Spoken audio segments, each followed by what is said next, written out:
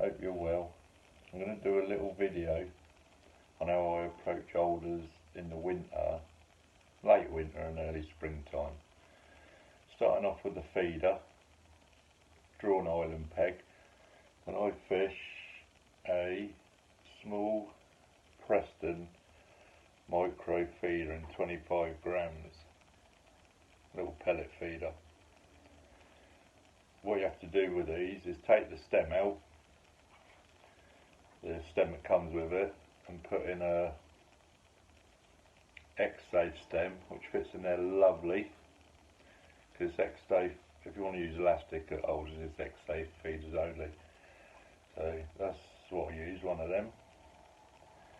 And with the hook length I use ready tied, 14 to 7, 16 to 6, perfect for what I want. I don't need to tie them myself because they do what I want to do, what I want them to do. With that, I use the ringer all sorts. That's virtually all I use, and I've got loads of different wafters and pop-ups, but they're what I use. And 90% of the fish I've been catching have been on the white wafter.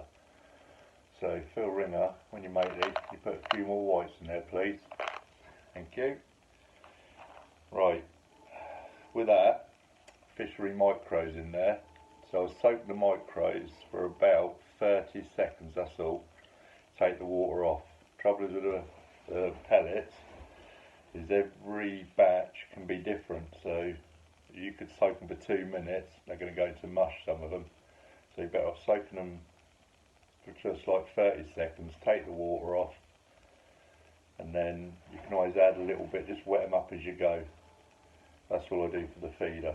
On the islands, sometimes in the open shallow water, I use that. If I'm in open deeper water and it's hard, and the trusty old maggot feeder.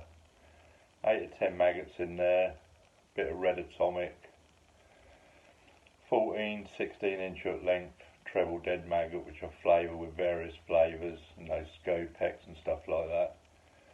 That's the feeder side of it. The pole line, I do it a bit different now because I've been talking to anglers that do well there, like Mark Griffiths, and the way they've been doing it is soaking the 4 mils and fishing an expander, so I followed suit. So I get the 4 mil fishery pellets, I soak them for 3 minutes the night before I do it, soak for about 3 minutes, drain all the water off, throw them in the fridge. Every 10 to 15 minutes I'll go to the fridge, give them a stir about so they don't all clump together, and after like an hour they're perfect, and they'd probably swell up to double the size of a normal 4 mil, but they're soft, which coincides with a hook bait which I use is a 4 mil expander, either the spotted fin ones or the mainline ones. Nice light coloured, don't pump them. All I do is grab a little pot that I got, like that, put fill it quarter with expander, a little mixture of both, fill it to the top with cold water, throw it in the fridge. That's them done. And when I'm fishing, I'll have a little tub of water with me. One I'll wet the micros with, and 2 I just dip milk bait in it just to make sure it sinks.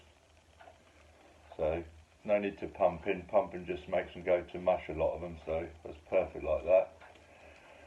I'm not going to go through rigs too much because alders you can be fishing in 2 foot of water to 6 foot of water, so it's different rigs for a lot of different pegs, but the hook lengths are all the same. So when it's really cold I'll use 012, this time I'm using 014 of this Invisible I'll get off Pete Archer.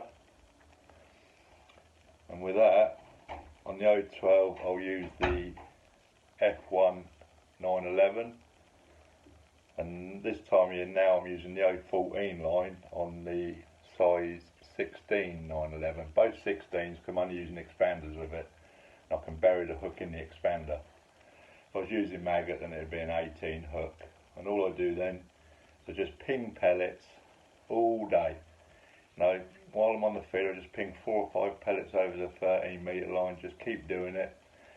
after, and if I'm not catching on the feeder, I'll have a little look, might get an odd skimmer or two, might get an odd carp, they might be there from the start. If not, like the other week, I caught hardly anything on the pole, just kept putting in pellet. The last hour I've had 16 carp all on the pellet, so it's worth just keep putting them in, even if you haven't caught on it, just keep feeding it, and hopefully sometimes, well, most of the times they will turn up. You know, you put up with catching skimmers, you might do 15, 20 pound of skimmers to pull the carp moving, which happened to me on peg 27. I had 16 pound of skimmers, and then the last hour I've had 14 carp and weighed in 75 pound come second. So it's worth just keep putting them in whether you're catching or not. Like I say, I'm not going to go into rigs and that too much because there's just so many different rigs. I have a couple of rigs set up, one heavyish, one lightish, depending on the wind and the light, because at Alders, when it's in the winter time, especially you get the low sun and the ripple, it's hard to see a float, so sometimes you might have to use a 2mm bristle just so you can see it. You're better off seeing a bristle than not, and keep lifting and dropping because you can't see a float. So that's about it. That's just a little quick video of how I fish at this time of year. Stay safe, guys, and keep indoors.